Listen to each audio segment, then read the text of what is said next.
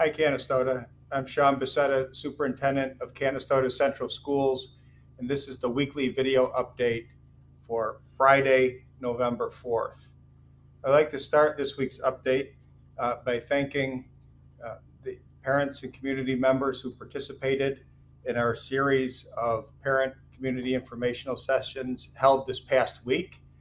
As I've noted from time to time, we'll schedule in sessions. In the case of this past week, we had held sessions at 7 in the morning, at noon, at 6 in the evening, to try to accommodate a wide variety of schedules, and in order to be able to have informal conversations about some of the topics that parents or community members are interested in learning more about, or having conversations with about how the district is operating. So again, I want to thank people who participated in that process. I also want to thank some people who were not able to attend, but decided to reach out either to have a phone conversation or emailed.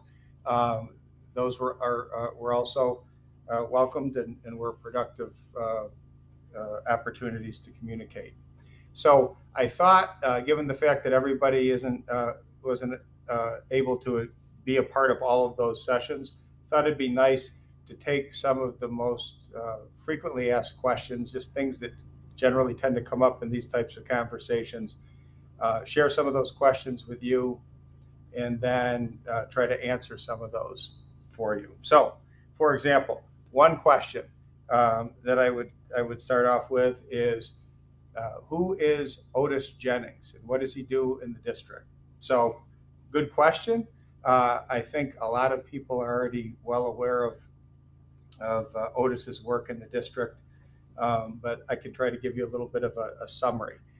Actually, Otis's work in the district started many years ago. He'd worked, I believe, over a decade ago on several Canastota community projects, but over the last several years, he's once again been working with the district. Otis is a educational consultant who has worked in over 200 school districts and has worked in schools throughout the state.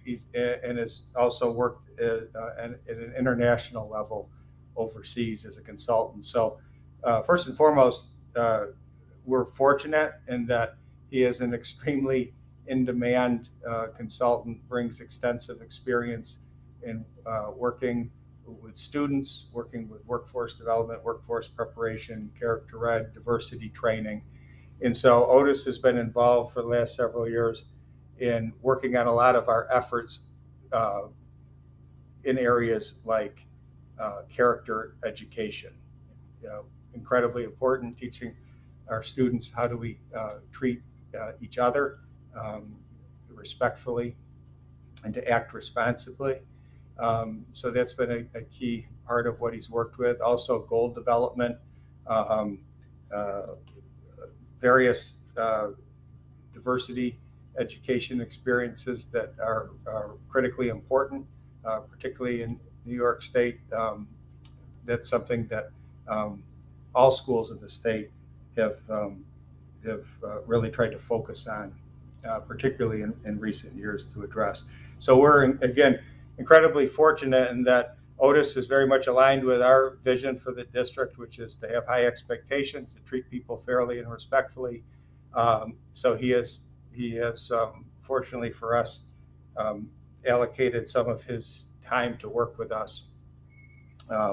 So that's the type of work that he's been engaged with, and will continue to be working on over the course of the rest of the year.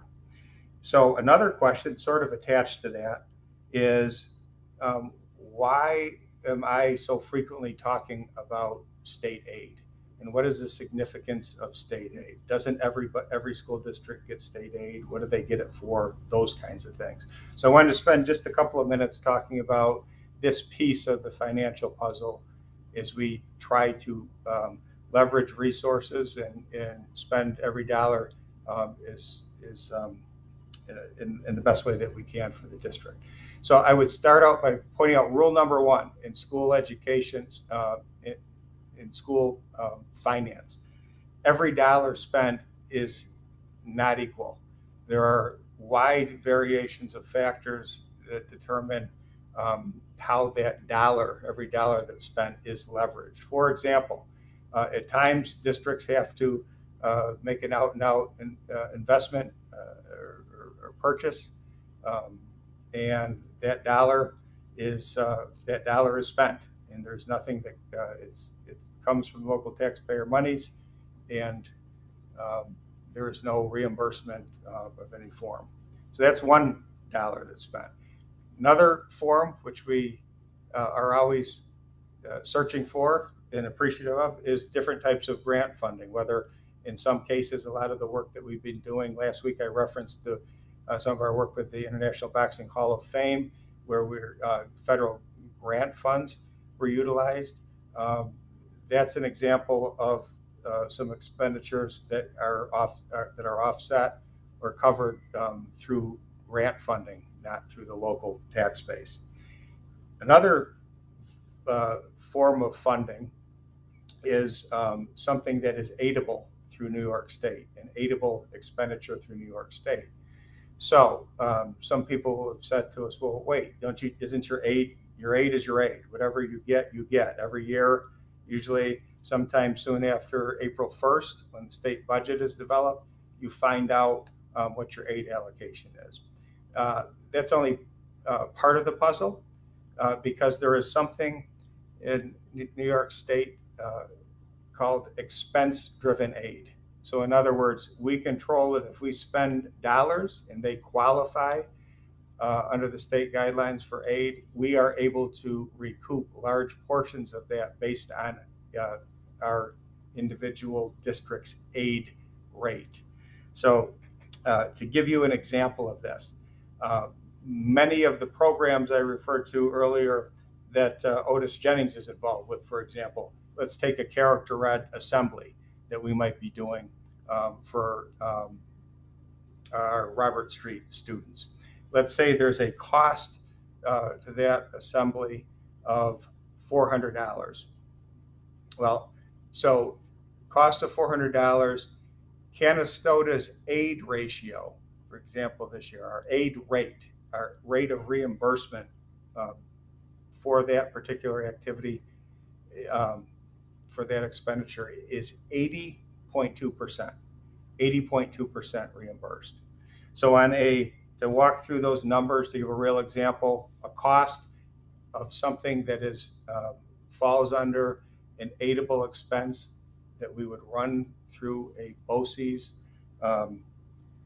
COSER of $400 expense, that would mean that $320.80 of that, which equates to 80.2%, is reimbursed by the state aid, which leaves the district with a net district local cost to the district $79.20. So that's a lot of numbers, but it's a pretty simple example and a good example to use.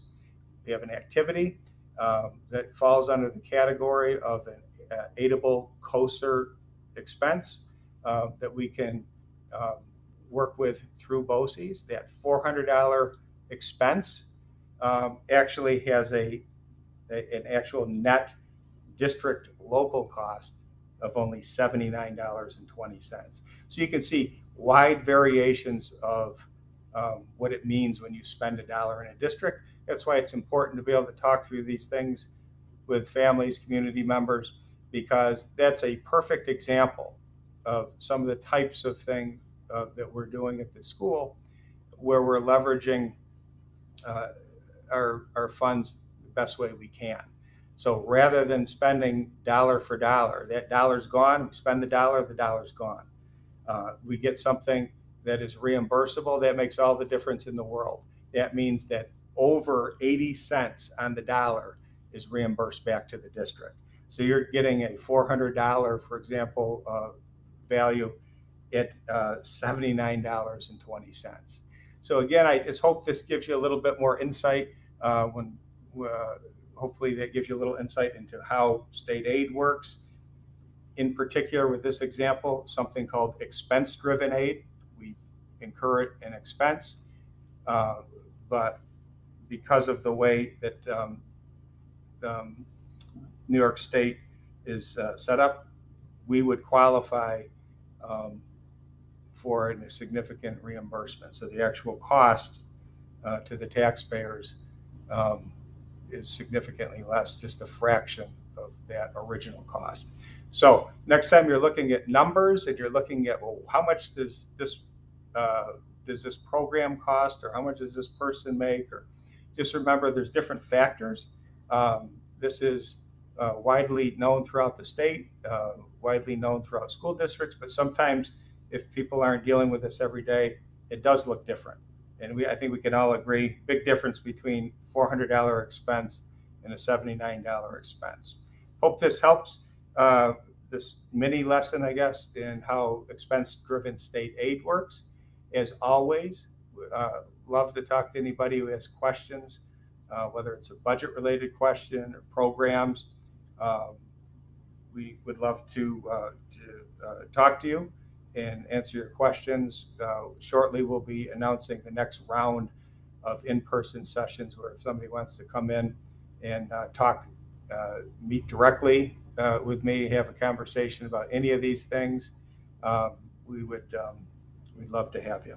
So until next time, hope everybody has a great weekend, and go Raiders.